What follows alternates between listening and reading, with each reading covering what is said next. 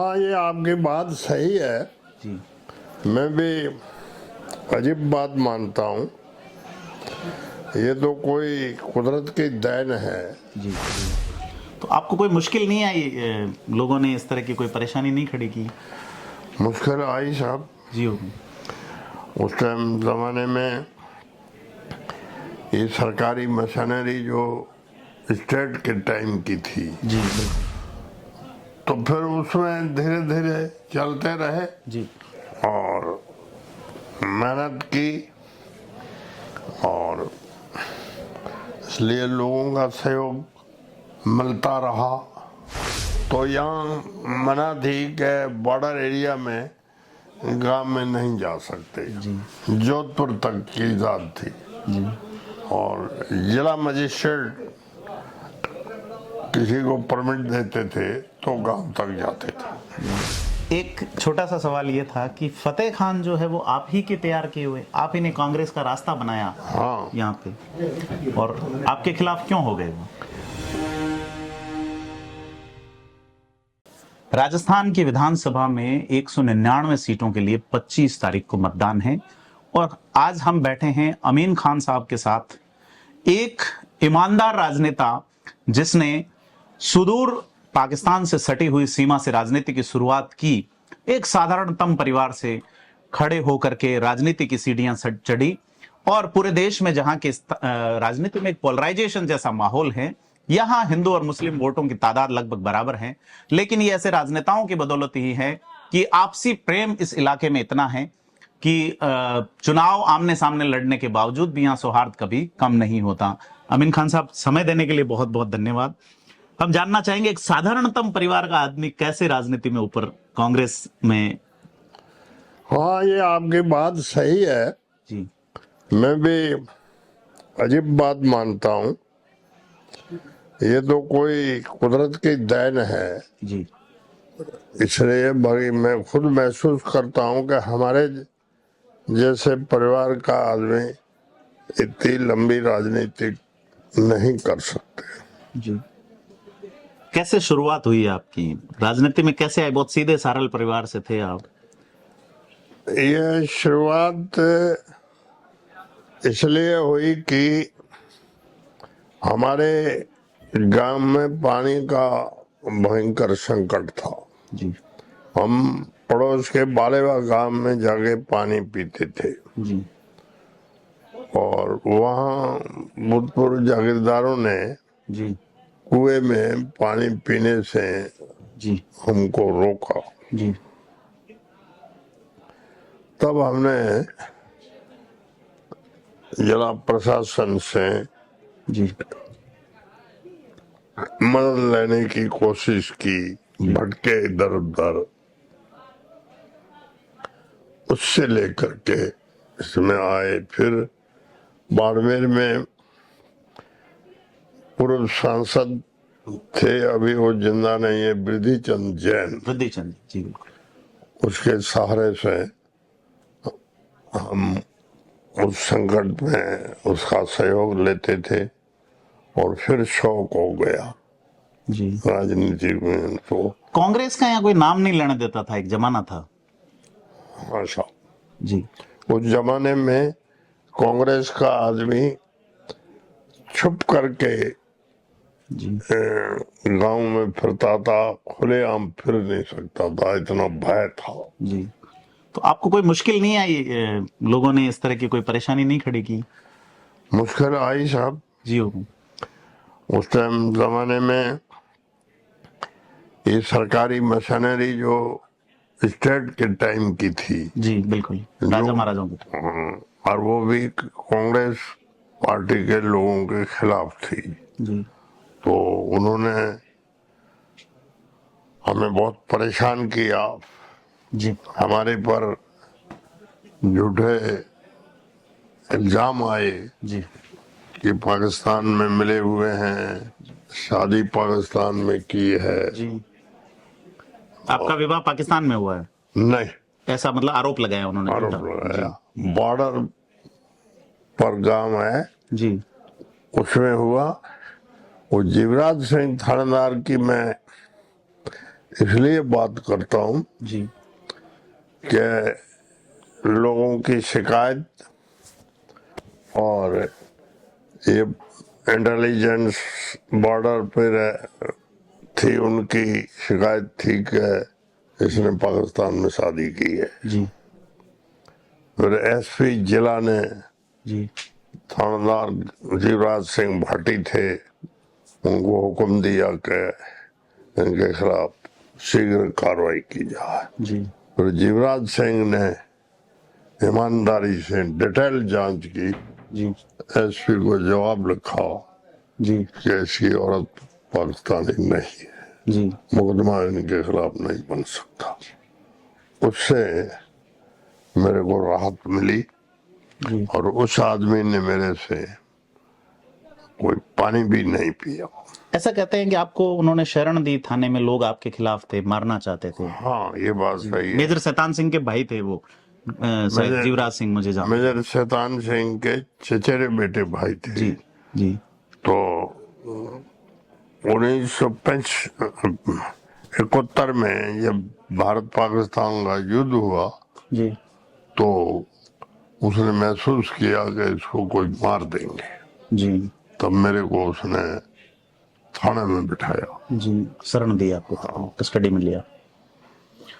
साहब, राजनीति में आप आए, इस इलाके को कोई जानता नहीं था, यहाँ पानी का संकट था, आज पानी नजर भी आता है कई जगह अभी भी समस्या तो है। तो फिर उसमें धीरे धीरे चलते रहे जी और मेहनत की, और इसलिए लोगों का सहयोग मिलता रहा। और मैंने दिल में ये सोचा कि राजनीतिक 3 प्रकार से आती है, या तो पुराने खानदानी पेशावर के लोग हो, जी या अच्छा धन दौलत हो, जी और या बहुत उच्च क्लास के अच्छे पढ़े लिखे हो। जी तो मेरा तो उन तीनों में नंबर 0 है। जी और फिर मैंने सोच के रखा कि अपने को ईमानदारी वाला हथियार ही रखना चाहिए। भूख मरना जी कबूल है, ईमानदारी रखो तो ईमानदारी के नाम पर अपन आगे बढ़ सकते हैं। तो मैंने आज दिन तक ईमानदारी नहीं छोड़ी। हम चुनाव यात्रा में कई नेताओं के घर पे जा रहे हैं, मकान इतने बड़े बड़े हैं, सरपंचों तक के मकान बड़े हैं, आप मंत्री रह लिए, ये एक झोंपड़ी नुमा ऐसा सा मकान है। तो आपके बच्चे कहते नहीं कि भाई कुछ पीढ़ियों के लिए धन बनाओ? नहीं, बच्चे कोई दबाते नहीं है, सपोर्ट करते हैं। सपोर्ट करते हैं। जी लेकिन मैं उनको भी कहता रहता हूँ कि भाई हराम का धन इकट्ठा करोगे, ऐश करोगे, तो खुदा के गुनहगार होंगे, दुनिया के गुनहगार होंगे, और एक दिन मौत तो आएगी। हिसाब देना होगा। ये बंगले धन दौलत यहाँ पड़ी रहेगी, कोई काम नहीं आएगी। जी, तो अब जो चुनाव है, इसमें आप एक ऐसे विधायक हैं जिन पे कोई दाग नहीं है। उम्र आपकी जरूर सबसे अधिक है, लेकिन ये मेंटेन करने के लिए आपको वही ऊर्जा कहाँ से मिली? एक किस्सा मैं सुनता हूँ आपके लिए कि थाने में कोई कारण से आपके साथ या पुलिस के लोगों ने इतनी मारपीट की कि आपके माताजी आपको देख के रो पड़े। जी, क्या किस्सा था? वो यही किस्सा था। एक गिरात थाने की पुलिस ने एक घर वाले आदमियों की कोई शादी थी, उसमें किस्सा हो गया जिससे उन्होंने 500 रुपये ले लिए।